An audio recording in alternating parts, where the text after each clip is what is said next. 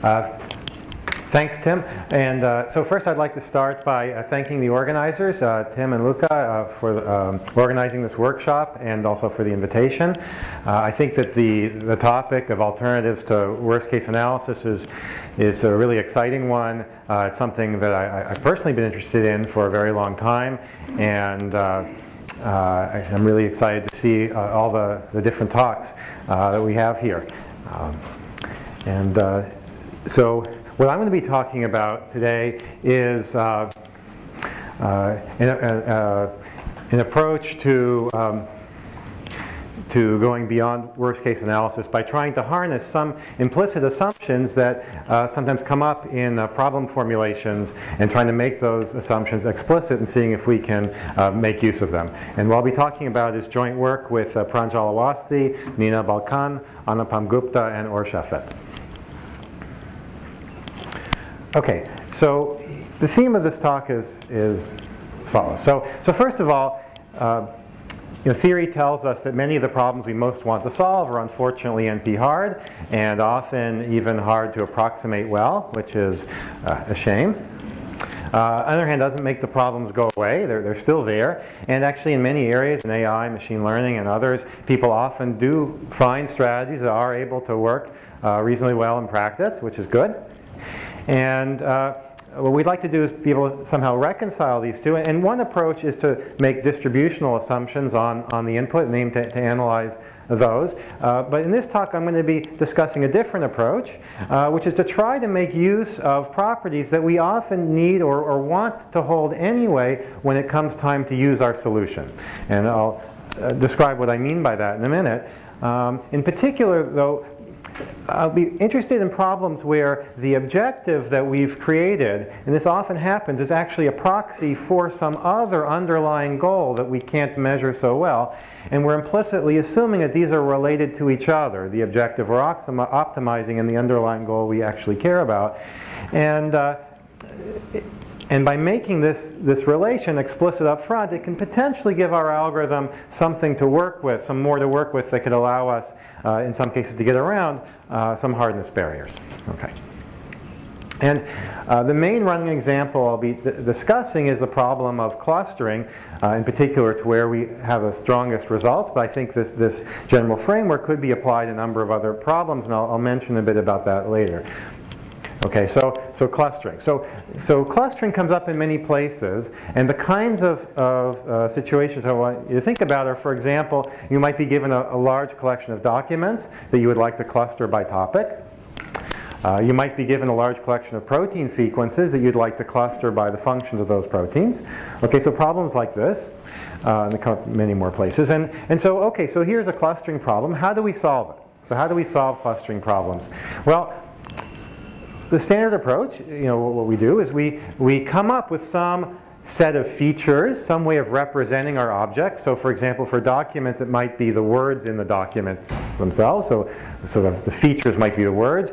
Or we might come up with a distance measure. So for protein sequences, we might have some notion of edit distance between strings that we use to represent our data. And we use that to view our data as points in some metric space.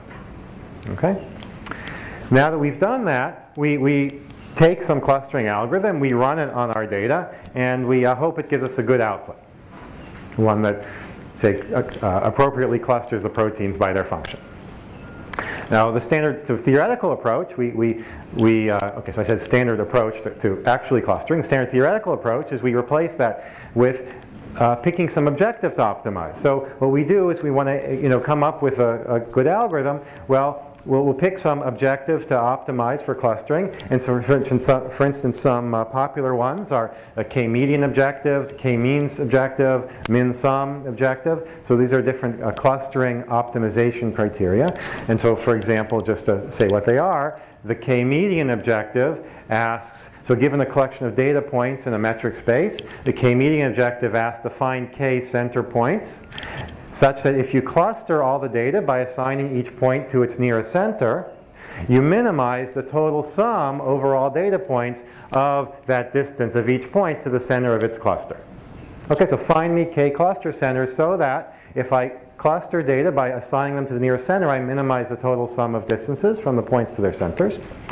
The k-means objective is very similar. It said you minimize the sum of the distances squared to their centers.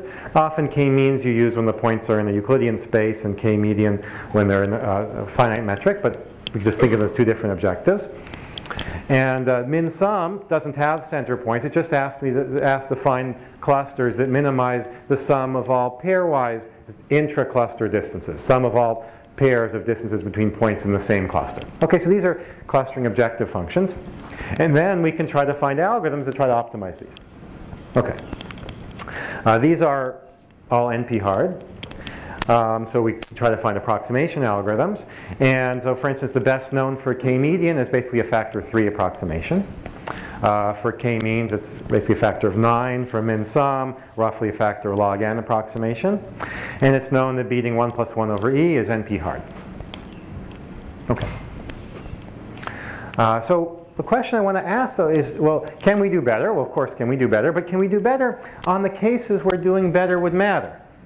So what do I mean by that? So remember, what we really wanted was, we started by really, we wanted to say cluster proteins by a function.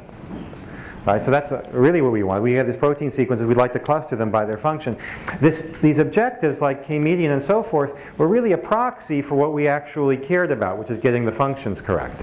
You know, we came up with k-median as something that we thought would be related. And you know, if you think about it, so why would we like, for a problem like this, why would we want, say, a 2 approximation, or, which would be great, or a 1.1 approximation, even though we know that's NP-hard? Well, we're implicitly hoping that getting a good approximation to our objective will allow us to get most of our data points correct. That'll do well for the problem we cared about of clustering proteins by function. And so this is really a hope, it's an assumption or a hope about how we've represented our data, about how the distance measure that we chose for our problem, say with protein sequences, we picked some distance measure, some notion of edit distance, how that notion of distance, our distance metric, and our objective, k-median, relate to the clustering we're looking for. We're hoping that we found a good way of representing our data as points in some space, and a good optimization criteria, say k-median, that have the property that as long as, if you can do well according to that objective, you'll actually get, you know, most of the proteins clustered correctly. And that's kind of why, you know, so that's in some level, if what we really care about is clustering proteins by function, that's sort of our motivation for why we'd like a good approximation, because that'll allow us to get most of the points correct. And so what I want to ask is, what happens if you make this assumption explicit? So suppose we actually assume this. So we say that I have a data set, and it has the property that all the 2 approximations, say, to the k-median objective are close as clusterings to some desired target, to actually the clustering in which the proteins really are correctly clustered by function. In other words, so this would be a data set where really getting a 2 approximation to our objective would allow us to get epsilon error with respect to the real goal. Or instead of 2, say a 1.1 approximation. Okay? I have a data set, if only you could get a 1.1 approximation to k-median, that would be enough to get me a good clustering, get those proteins correctly classified. And so the question I want to ask is, does that buy you anything? If I say I give you a data set, and I promise you, look, if you can just get the 1.1 approximation of this data set, you know, things will be great. You will get a good clustering of proteins by function.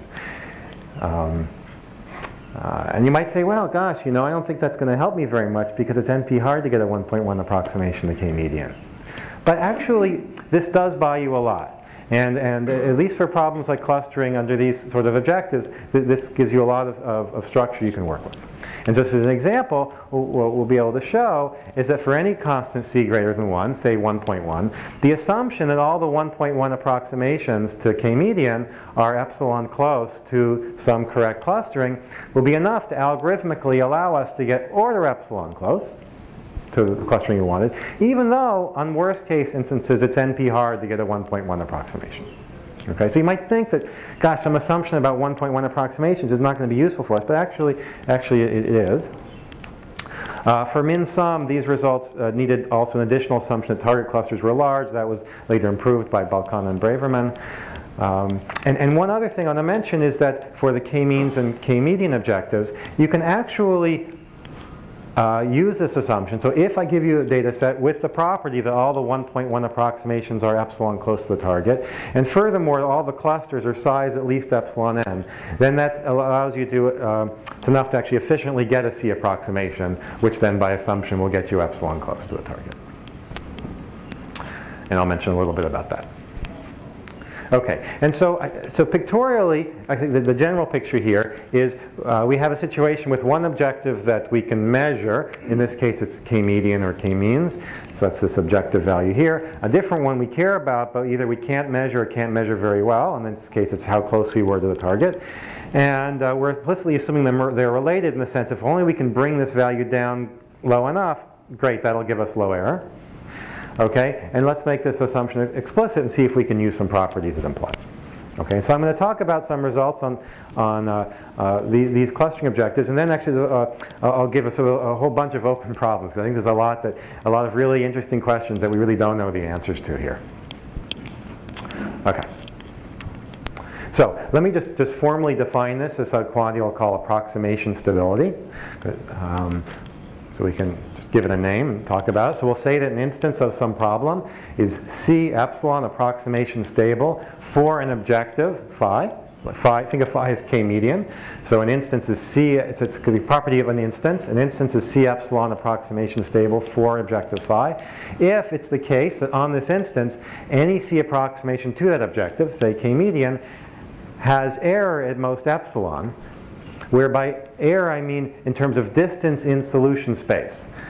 Okay, so for that you have to have some notion of what you mean by distance in solution space. And so in the case of clustering, the natural notion is, how many points did you get wrong? So if I want to cluster proteins by function and they have some correct functions, if I really knew, and that would be some correct clustering, my algorithm produces a different one. All right, how many points would I have to rearrange to match? Okay, and that's the natural notion of distance. And for whatever problem you care about, you'd think about, okay, what is the natural notion of distance for that problem? Okay, so that's the approximation stability. So the question is, well, how are we going to use this to cluster well if we don't know how to get a C approximation? So this is most interesting when C is lower than the best we know how to get for sure, if I assume our answer is 4 epsilon approximation stable, well, I have a 3 approximation. I just run it, get that approximation, and then by assumption I get my good solution. But the question is, well, what if C is below what we know how to do, even below maybe where it's NP hard on worst case instances to do that well.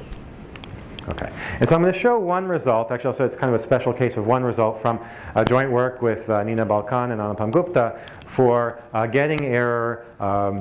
Now I've actually put in the explicit dependence on C here, order epsilon over C minus 1 under stability to k-median. So I'm putting the explicit, so you should think of C as a constant, like 2. I mean, we don't know how to get 2 approximation, or 1.1, that's NP hard.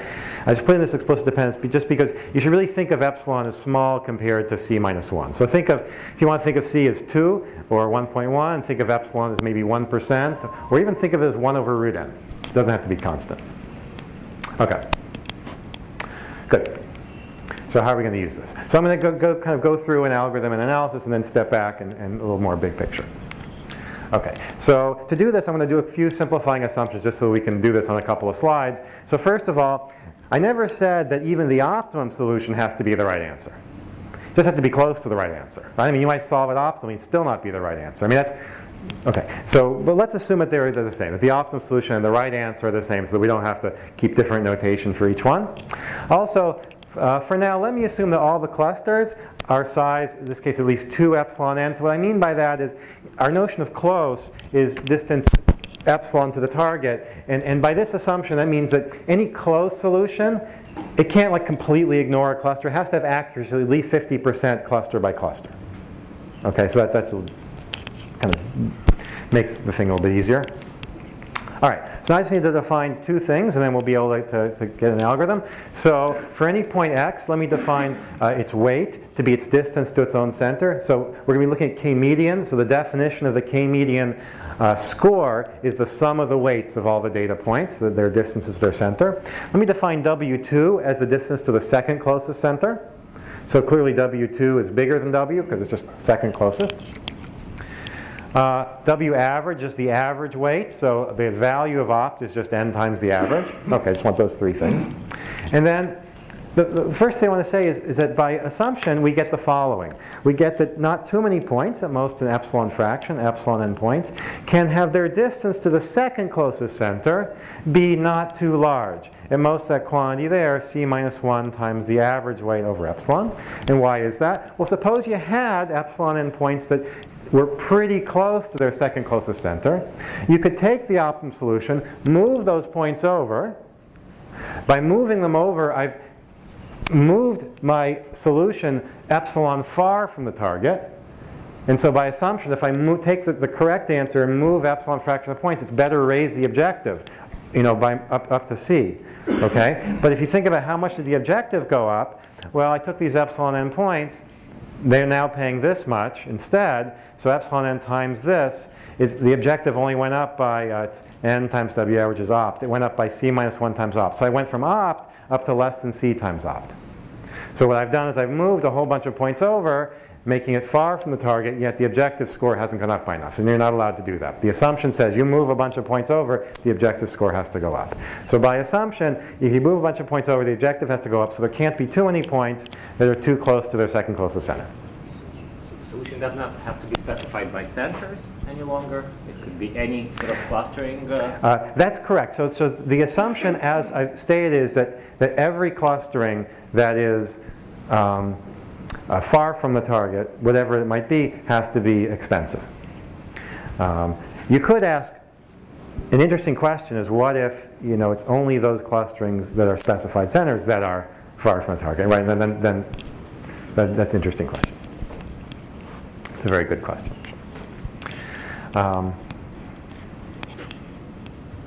Good.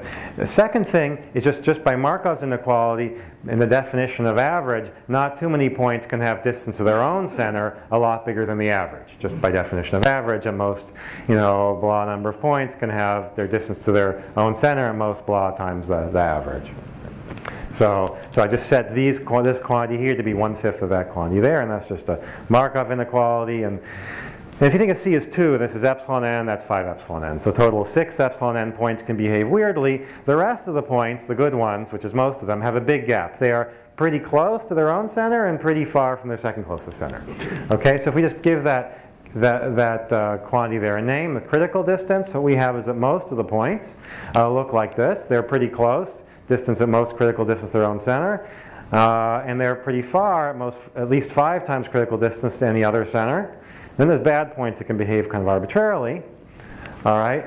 But so in particular, this means the good points in their own cluster are at most 2 times critical distance. Good points in different clusters at least 4 times, 5 minus the 1 by triangle.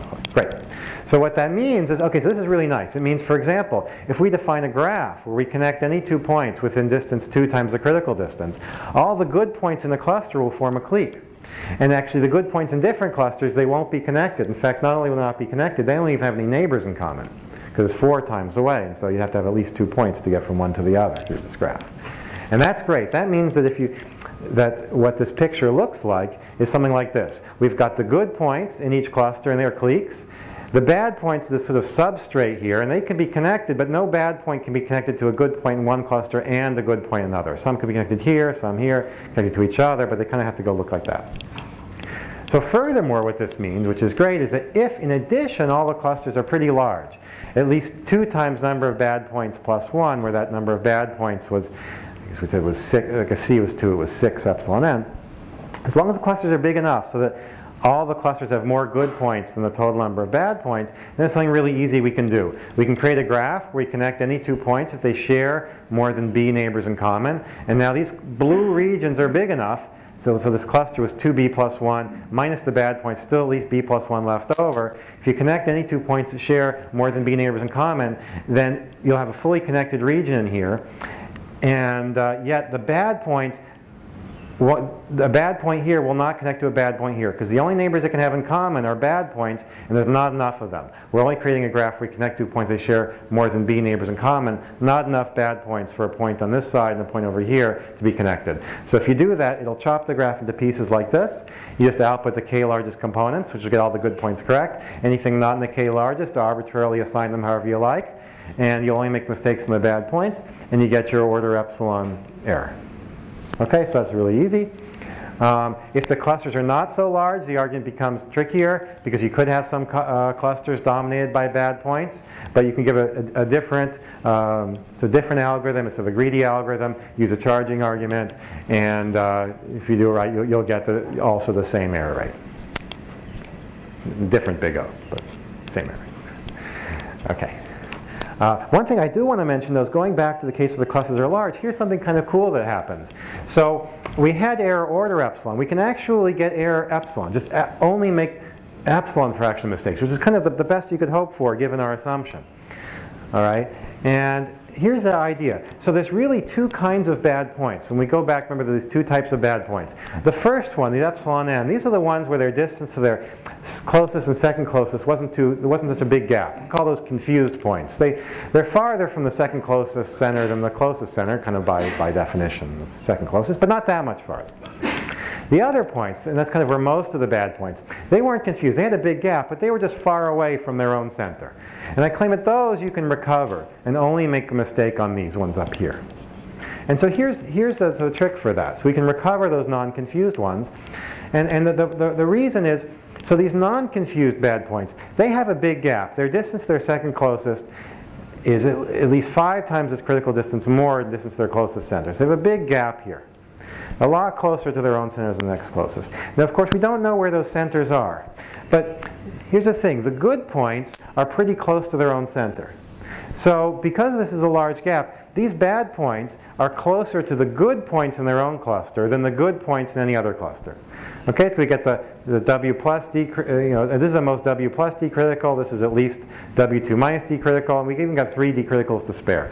All right, so they're definitely closer to these good points than those good points.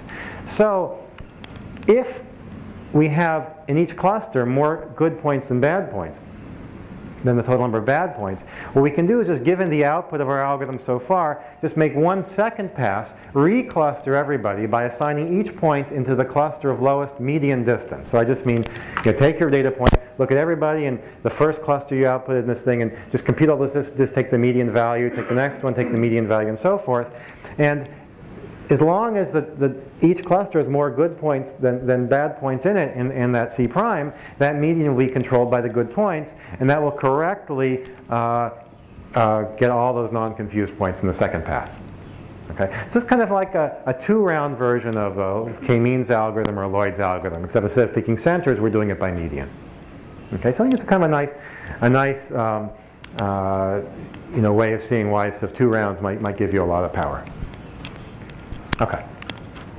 So stepping back, so what we've done, so we've shown that using this notion of approximation stability for the K-median objective allows us to get actually epsilon-close to the target for large clusters, or order epsilon-close for general cluster sizes. So what about, in practice, so what happens? And I just want to mention some nice work of Vavadsky, Balkan, Roglan, Tang, and Chia. So they look at the problem of clustering protein sequences. And what they find is that even if the property doesn't strictly hold, and so when you look at it, first of all, it's a little difficult to tell whether this property actually holds on a data set, and it probably doesn't strictly hold here. But even if it doesn't strictly hold, it still gives a very useful guide to algorithm design. And so what they do is, so first of all, in this setting, so they have protein sequences, and in the setting, because of the tools, the way these sequences data is stored, you can't access, it's very expensive to get all the pairwise distance information. Instead, what you can do is you can propose a protein sequence, and then in one sweep through, get its distance to everybody else, and you can do this a small number of times. Okay, so you've got tens of thousands of data points. You can pick a small number of them, get distances from them to everybody else, so you get approximate distance information overall. And under this constraint, they design an algorithm that has good performance under approximation stability. So an algorithm that from this approximate distance information gives good bounds on approximation stable data, and then they apply it to data sets where you have known correct solutions, and they find that this actually gives algorithms that are fast and have high accuracy. Okay, now I stole some plots from their paper and put them up. This is from their paper, but this is a very large data set where here you have error rate and the red one is the error rate of their algorithm, and the blue is the higher error rate of, in this case, it's k-means algorithm. There's a large data set, and you can't use a very time-intensive algorithm, and so they're able to do a lot better in comparable amount of time. And this is on a much smaller data set where you can use a more heavy-duty algorithm, and the best competing algorithm is one based on spectral clustering, and that's the blue one, and theirs is much faster, and it's the red one. It's doing, in this case, the accuracy is, here it's a lot better, here it's a little bit better, but it's much, much faster. Okay. How does their algorithm compare to the one you just showed us? So it's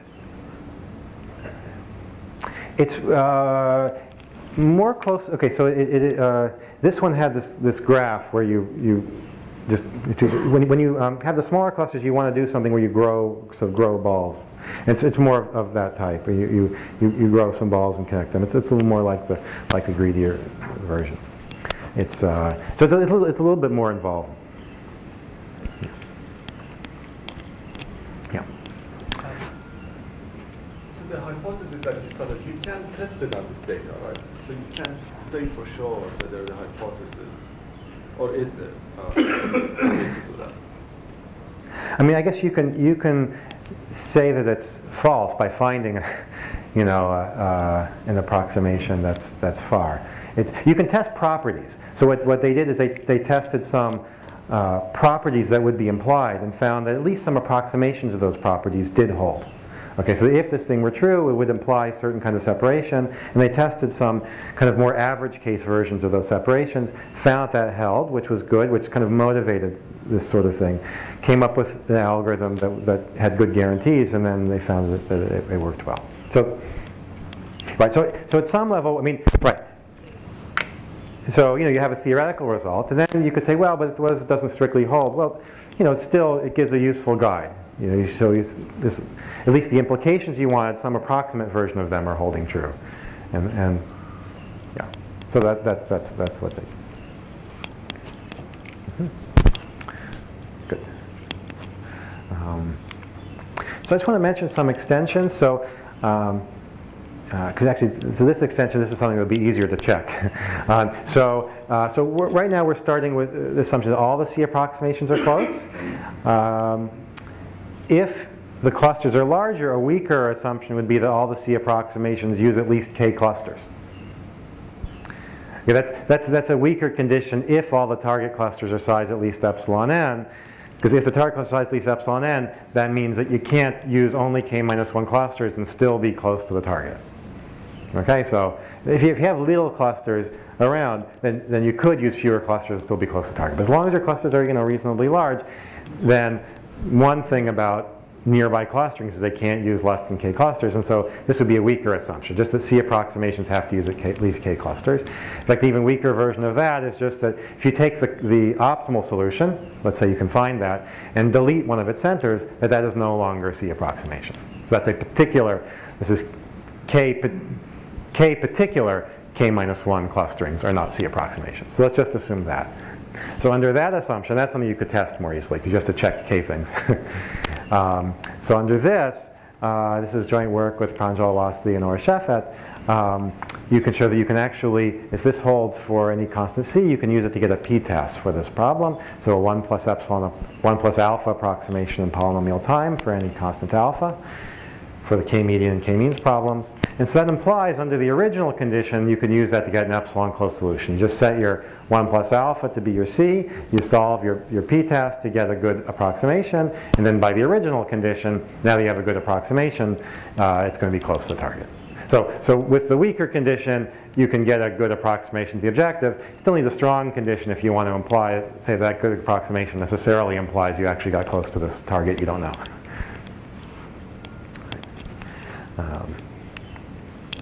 Okay, so I just want to mention, so what about other problems? So there are other problems where this sort of approach I think is very natural for. I'll say just very briefly about some of them.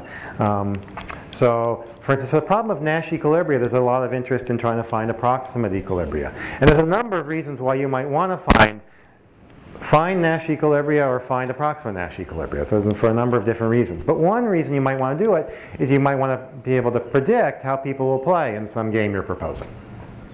Now, if the reason you wanted to find the approximate equilibrium was to predict how people will play, and you're kind of thinking people will play according to an equilibrium or approximate equilibrium, then it's natural to focus on games where actually all the approximate equilibrium are close to each other in probability space. Because if they're not, if you've got either true equilibria that are far away or approximate equilibria far from true equilibrium, then maybe behavior won't be that easy to, even if you knew everything computational, you still wouldn't be able to predict how they're going to do. They might do this, they might do that.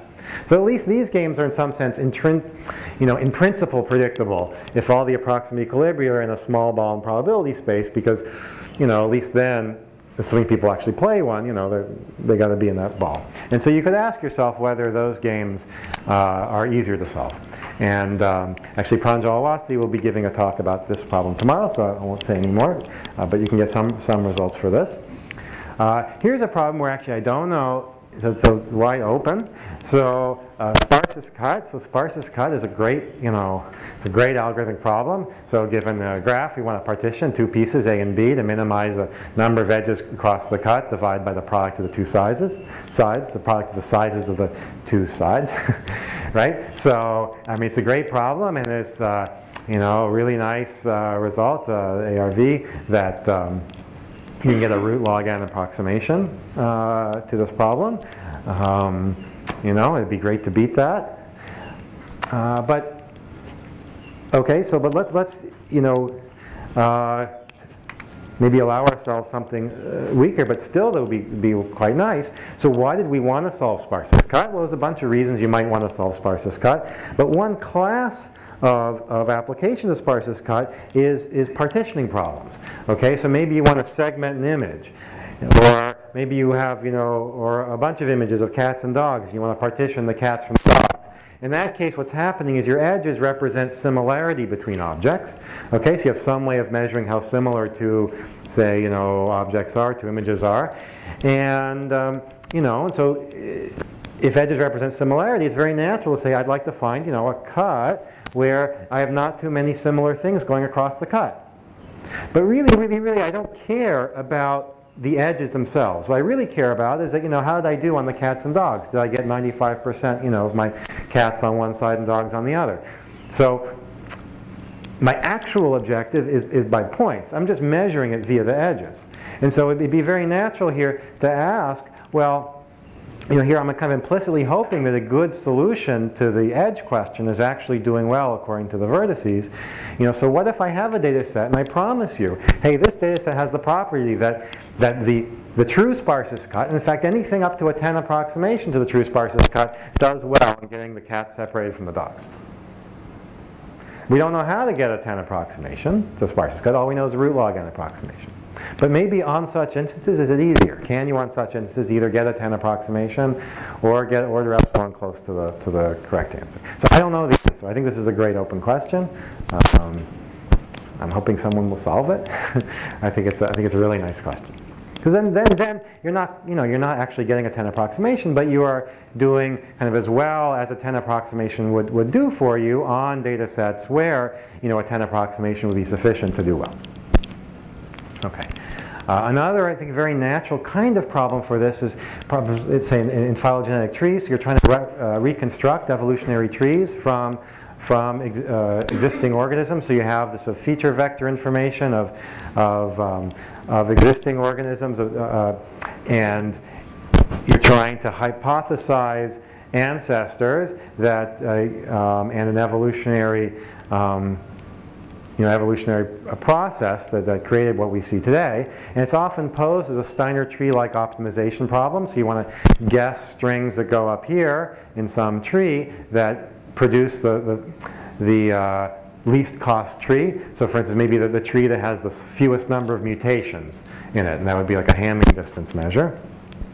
But really, what we really care about is not the Hamming distance and the Steiner tree cost. We really want to actually get the right answer. There's some correct, if only we were back 100 million years ago and could watch, whatever. There was some actual evolution of these things. And so if we assume they're related, could the approach be useful here? And I don't know. So I think it's a very nice open question. Okay. So just to, oh, I went fast. Okay. So just to give some open problems. So first of all, we have for clustering, we can say, look, if our data has the property that getting a 1.1 approximation to your favorite objective would be sufficient of error epsilon, then even though it's NP hard to get a 1.1 approximation on worst case instances, nonetheless, we can get error order epsilon whether we go through getting a good value for our objective or not. Okay, the particular algorithm I described, in the case of small clusters, does not guarantee actually give a good objective score. But that's okay, you didn't really care.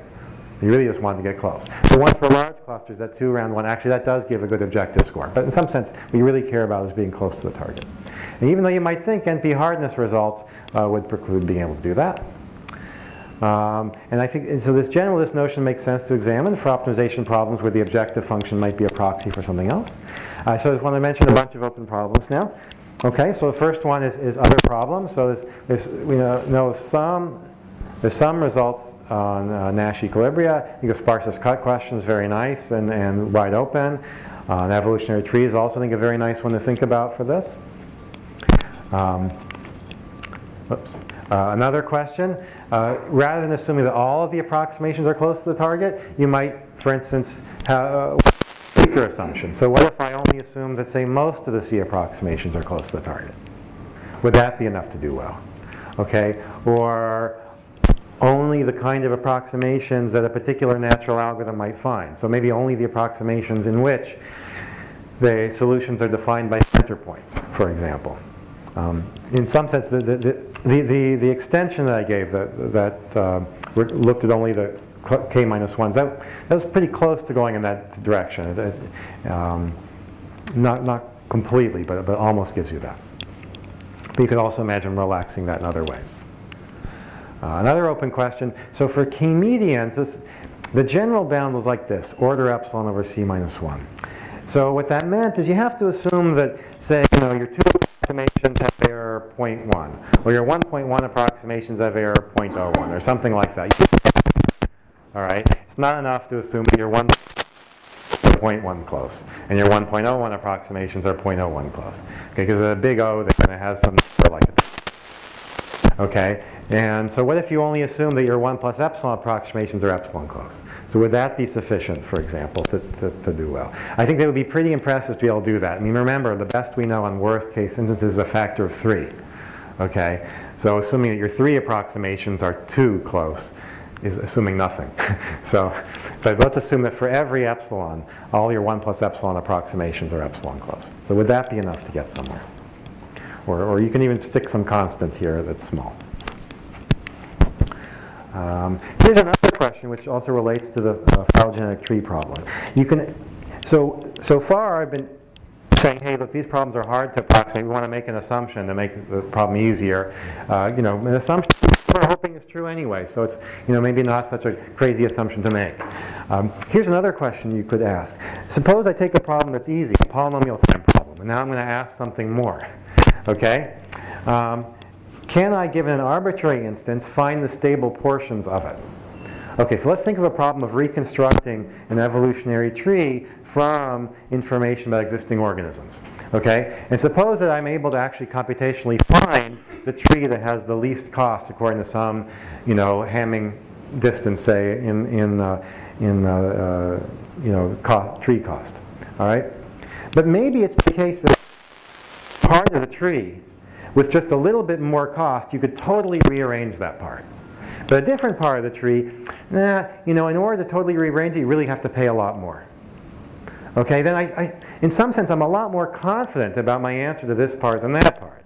Right? If the optimal solution for my objective looks a certain way, and yet I can get a near optimal solution by completely rearranging things, it means I don't really have enough information to be very confident in the answer I output. So you would like, in a problem maybe where it's easy to find the optimal, can you do more than find the optimal? Can you actually find not just the optimal solution, but in fact say, look, this part of the solution I'm pretty confident in. In order to really mess that up, you'd have to pay a lot more. Maybe this other part over here, you could just pay a little bit more and get a totally different looking solution. So what that means is I need to go and measure more about my data or something like that. Okay. I mean, so I guess the point I want to make here is that a lot of these problems, the data isn't just sort of, given by God or something. It is constructed by people who know something about domain, extracting features.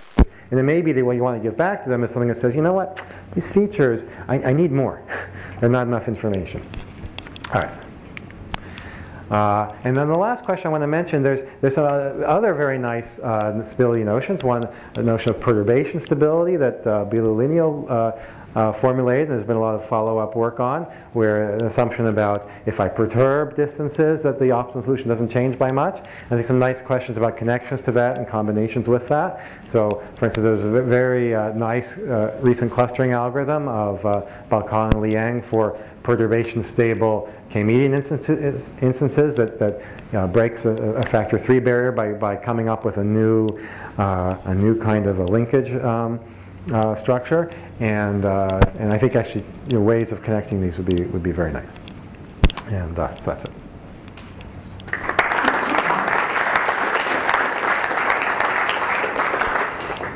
So your talk reminded me of, I think the saying says clustering is either easy or not interesting. The clustering is either easy or not interesting. Right. Yeah, that's right. People will say that if the data should either be really clusterable or, yeah. I guess, right, yeah. Well, I guess what I'd say about that is, it could be that the clustering problem is, you want to solve it, but you're just not measuring the right thing. So, but I say it's dangerous because you can then play with your data, and if you don't have a down the stream objective task that uses the clustering, it's kind of, you just look at the clusters and say, okay, I don't like it, or I like it.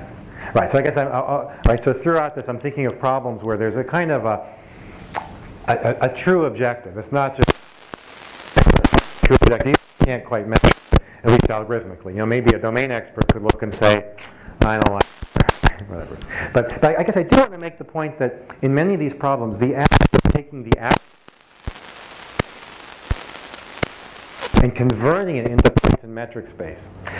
That's an act that people do. The points in metric space isn't the ground truth. They are the result of doing measurements on the data and converting it. And so what you'd sort of like, in one way I see this, is you'd like a theory that for instance, you could go back to my data, and I'm measuring things like that to put it as points in the metric space. What do I want to be true about those points?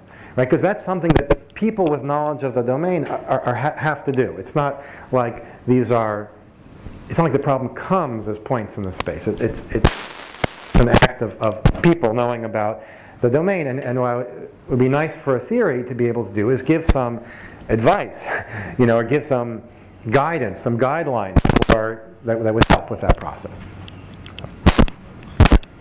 Yeah, there's a family of algorithms for which you do not need to be guaranteed these notions of stability.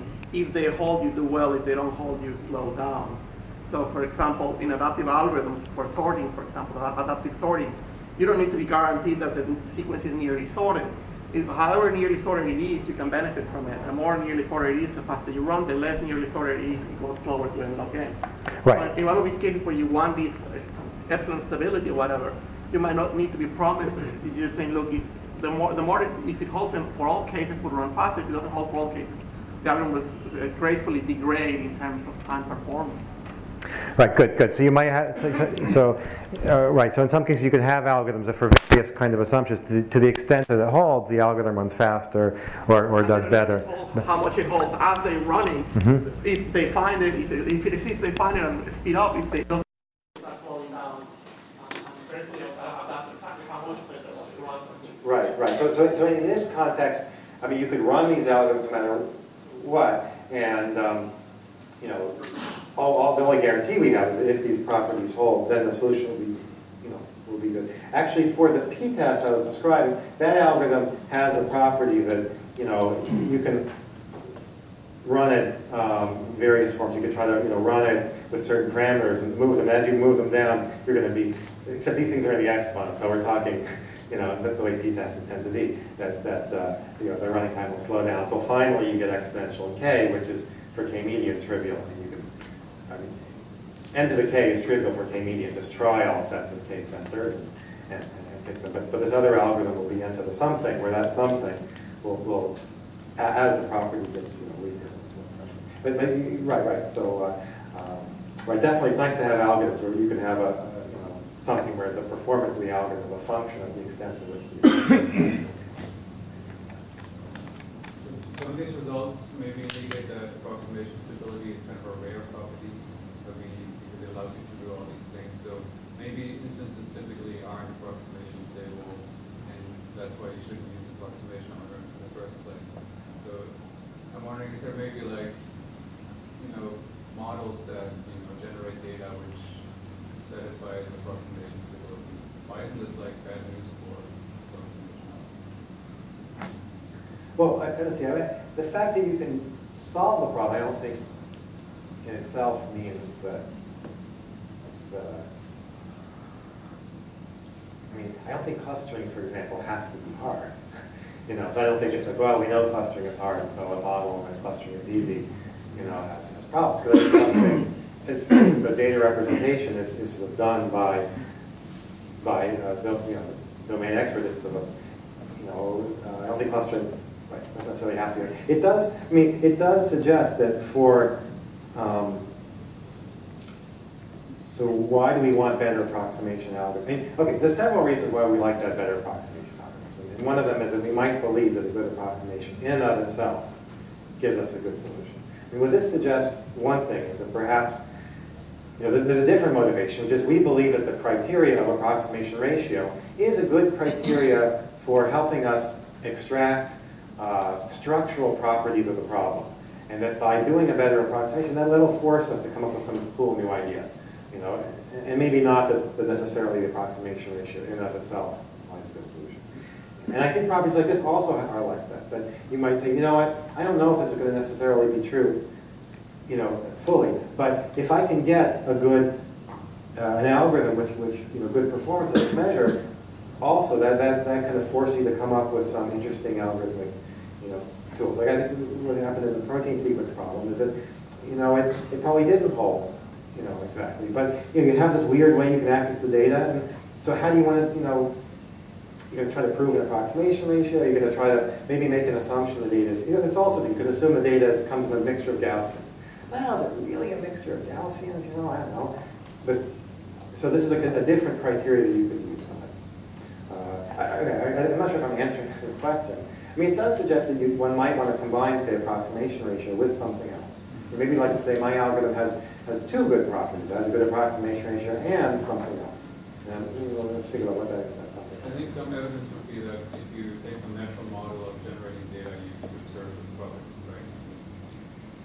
Well, I guess my question is, why don't these results point out, maybe the fact that this property is pretty rare?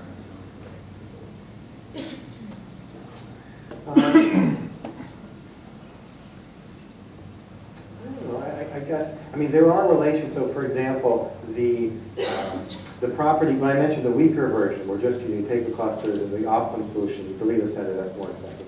That's related to other assumptions people have made on, so there's a result of Khanna and Kumar, Kumar and Khan, where they assume that you take these centers and you project points to lines between cluster centers, there's some separation related to assumptions related with Gaussians. These end up being quite closely related to each other, depending on the dimension of the space. One's stronger, one's weaker. So you can certainly relate this to other assumptions people make. Maybe a more concrete version of Lawrence's question is, has anyone looked at the approximation stability of some simple models of random instances? Yeah, that's a good question. One thing is that when you have random instance models, there's a lot of uniformity. Right? So you can, for example, you take Gaussians, you can bring them pretty close together and still do well. And part of it's because you have an assumption, not just that points in one might be far from another, that you can actually hit, but you actually also have a lot of uniformity inside a cluster. You take points in the high-dimensional Gaussian, they're all about the same distance from each other. Another one, they're all, so in some sense it's right. I think what happens is the parameters you would need, like in order for, say, a mixture of Gaussians to have this, they'd be pretty far apart. You can move them together and still do well. They're Gaussians because you have extra things that come with Gaussians, like points being all about the same distance. So, yeah. right. That's the best thing. So we were solving this real life problem where it's not clear whether there is a approximation stability or not. The point is the solution we were looking for had to be stable because as we said, we don't trust our metric. So if we find an unstable optimum, we don't want it, we don't trust it. We don't trust that our representation is good enough. So rather than assuming the entire problem has stability, we just keep looking for the parts of the solution is based on a high plateau. And you think about it, finding high plateaus that are big is easy, right? They're high and they're big. So this naturally brings this property that it should be easy to solve the problem that is stable under a fault observation because they have the optimum is not an isolated point far away. So for example, Bill's time analysis works really well with that of problems about the mean time to resolve them. When you have high big plateaus, Bill's time analysis will find. But you do have stability for solutions to parallel for real life. The same thing that you stable when you talk to your method to the user side and not the solution. It might be just an artifact of your weird method. Yeah, so, right, I think, right, that that's a good intuition for why, this stability might really help, because you are assuming that you don't have, an optimum here and then some other near optimum way over there, and you really have the optima and near optima are close to each other. As you get farther away, things are far, right. And in the case of these objectives, for example, it really did help. For other problems like, say, sparseness cut, it still sounds like a great intuition, but I have no idea. Right? I mean, I'm willing to assume that you have the optimum sparseness cut, and that anything that's even a factor of 10, all right, has got to be within the distance epsilon. Anything that's farther than distance epsilon, boom, has gone way down, or up, I guess, because we're talking sparseness, right? Its penalty score is a factor of 10 times larger the moment you get it. So that implies a lot of things, but it's still not really clear to me how you use it. So I think that's a great intuition. I just, it'd be nice to convert that, for example, into a theorem, not sparseness cut. No, I mean, one theme I'm hearing is people are wondering if it's sort of too strong in some sense. But one way to combat that is by having some kind of particle results, right? You can have these assumptions. Are there any negative results showing that it's an arbitrarily powerful assumption? Let's see, I have to think about that. I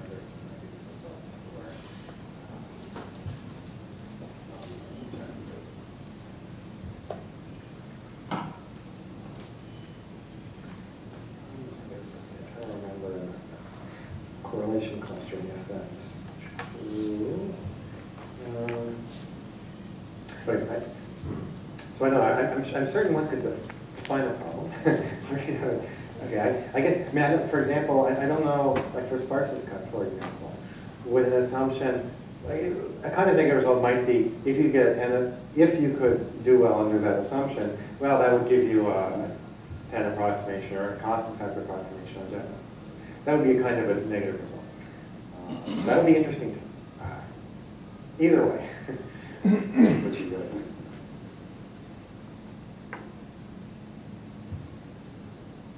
More questions, Robert? All right, let's thank him again.